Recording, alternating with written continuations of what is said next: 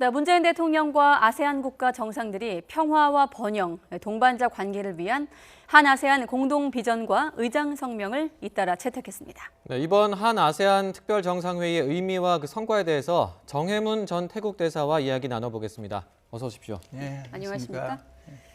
네, 김경수 앵커가 소개했습니다만 전 태국 대사이시자 또 전 한 아세안 센터 사무총장, 또 신남방정책 특위 민간 자문위원도 맡고 계신데 그렇다 보니 이번 행사 좀 남다르게 보실 것 같습니다. 네. 어떤 의미가 있는 행사입니까?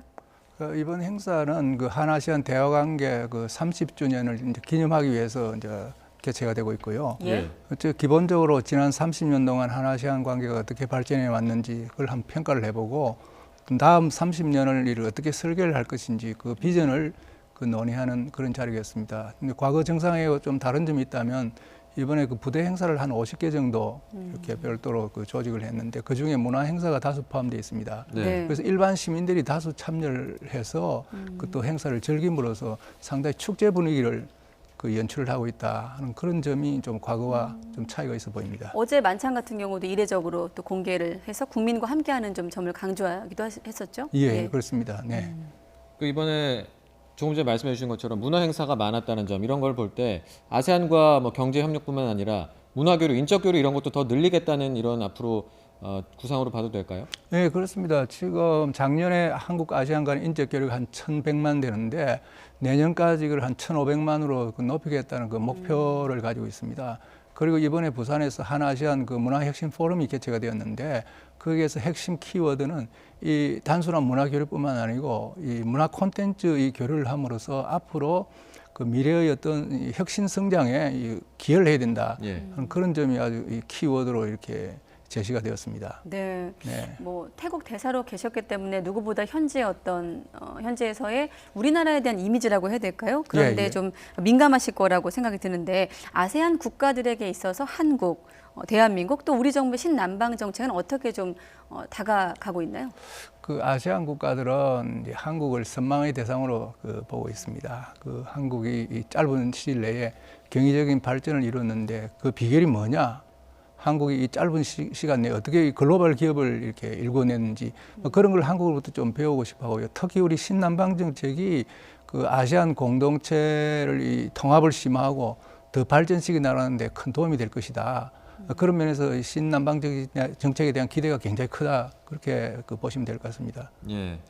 그 앞서 문재인 대통령이 이제 직접 이번 아세안 특별 정상회의의 결과를 이제 발표를 했는데요. 이번 발표에서 어떤 부분이 가장 눈에 띄셨습니까?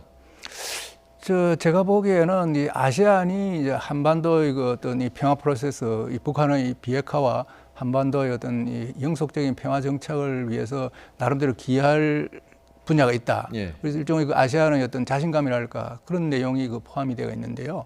그 아시안은 그 북한하고 그 외교관계가 수립되어 있을 뿐만 아니고 아시안이 중요시하는 아시안 지역 안보 포럼이라고 그 북한도 그 회원국으로 가입하고 있습니다. 27나라가 참가를 하는데요. 그 아시안 지역 안보 포럼을 통해서 북한을 계속 그 관여시킴으로써 그 북한이 국제사회의 어떤 정상 구성원으로서 이렇게 나올 수 있도록 하는데 큰 어떤 역할을 지금 하고 있습니다. 그럼 이번에 좀 북한이 그쪽 표현으로 거절을 한 것으로 알려지고 있는데 그런 부분에 대해서는 좀 남다르게 보시겠네요. 기본적으로 이제 김정은 위원장 이번 회의 초청은 그 인도네시아 그 조코이 대통령이 지난번 그 한아시안 그 정상회의 계기를 이제 제의를 해서 이제 추진이 됐는데 아시다시피 그 실현이 되지 않았습니다. 그런데 아시아는 여러 가지 면에서 이 북한을 인게이지하는 데 관심도 많고 상당 나름대로 지금까지 어느 정도 기여를 해왔다고 그렇게 볼 수 있겠습니다. 네. 알겠습니다. 그 앞서 인적 교류 확대 이번 특별 정상회의 결과로 이제 인적 교류 확대 추진 그리고 조금 전에 말씀해주신 지역 내 평화 관련된 이슈도 있었고요. 자유무역과 관련해서는 좀 어떤 성과가 있었다고 볼 수 있을까요? 지금 한국과 아세안 간의 자유무역 협정이 체결돼 있고요. 예. 그 다음에 또 아세안 개별 회원국 싱가포르하고 베트남하고는 개별 양자 FTA가 체결돼 있고 이번에 인도네시아하고 개별 FTA 협상 그 타결이 선언이 되었습니다. 그 내년에 이제 서명을 하는데 그래서 아시안 전체와의 FTA도 중요하지만은 그 어떤 개방의 폭을 넓히기 위해서는 그 개별 회원국과 FTA 체결도 굉장히 중요하다. 그래서 기본적으로 개별 회원국들과 FTA 체결을 계속해 나가겠다. 그런 그 생각인 것 같습니다. 예.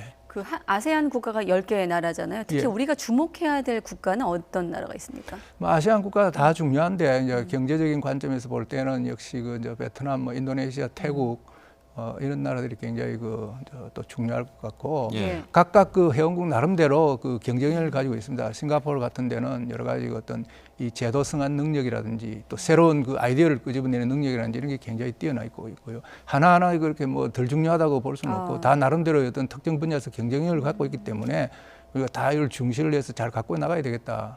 저는 그렇게 보고 있습니다. 국가별로 좀 특성이 있기 때문에 예, 예. 개별로 좀 봐야 된다 이런 예, 맞춤형 말씀이신데. 전략을 구사를 해서 네. 네, 또 그 가운데 하나가 4차 산업혁명에 대비한 첨단 산업 분야에 대한 협력 아니겠습니까? 예. 이 부분에 좀 초점을 맞춘다면 우리가 아세안 진출에 어느 정도 기대를 걸 수 있는 건가요? 기본적으로 이제 4차 산업혁명은 아시안 전체가 한국으로부터 기대하는 부분입니다. 네.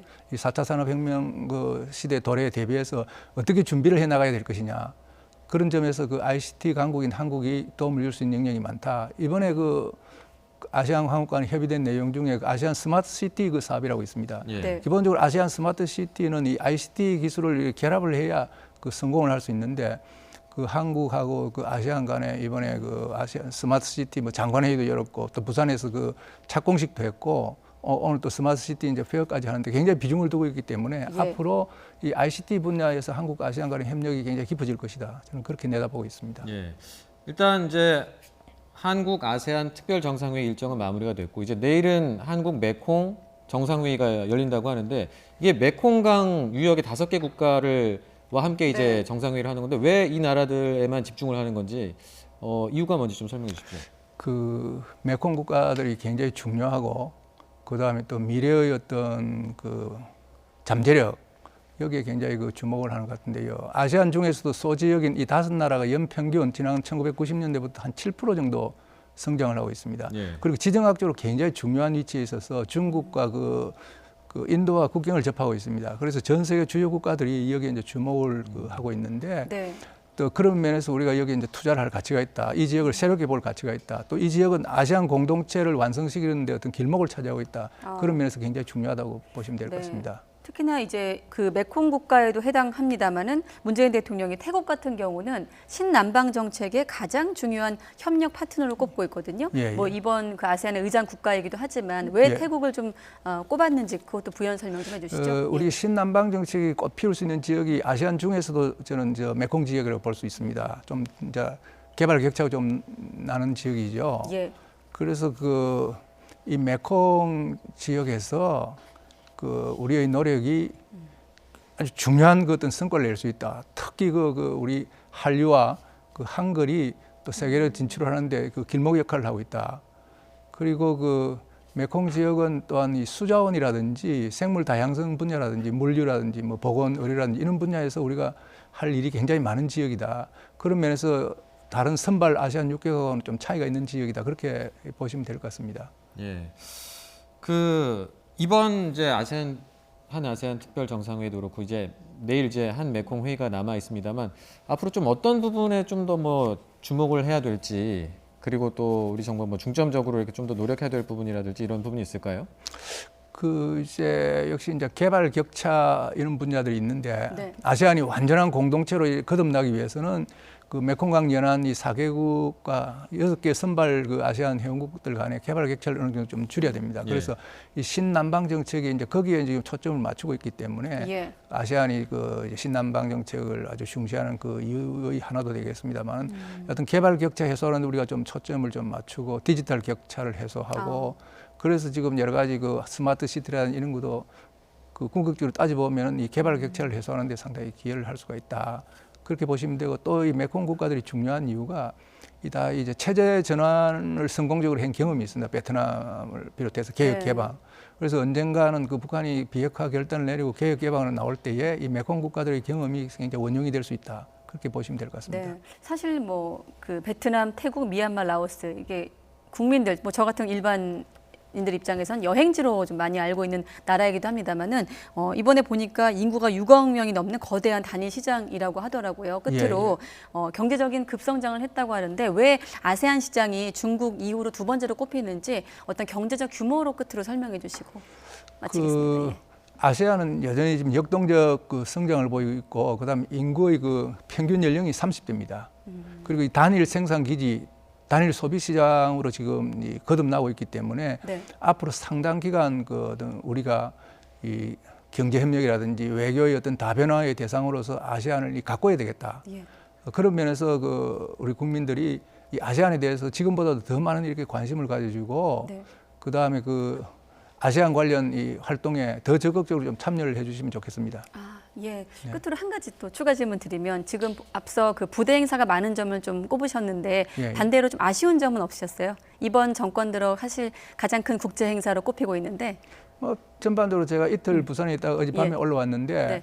이 과거에 비해서 굉장히 아주 이 손에 잡히는 그런 행사들도 많고 여러 가지가 아주 짜임새 있게 잘 이 조직이 되어 있고, 이 일반 시민들이 이 행사에 대해서 관심을 가지고 즐길 수 있다는 것은 굉장히 좋은 어떤 성과라고 보고, 앞으로 한아세안 관계의 어떤 앞날을 밝혀주는 대목이 될 수 있다고 생각합니다. 네, 알겠습니다. 네, 지금까지 정해문 전 태국 대사와 한 아세안 특별 정상회의 관련해서 짚어봤습니다. 오늘 말씀 네, 고맙습니다. 고맙습니다.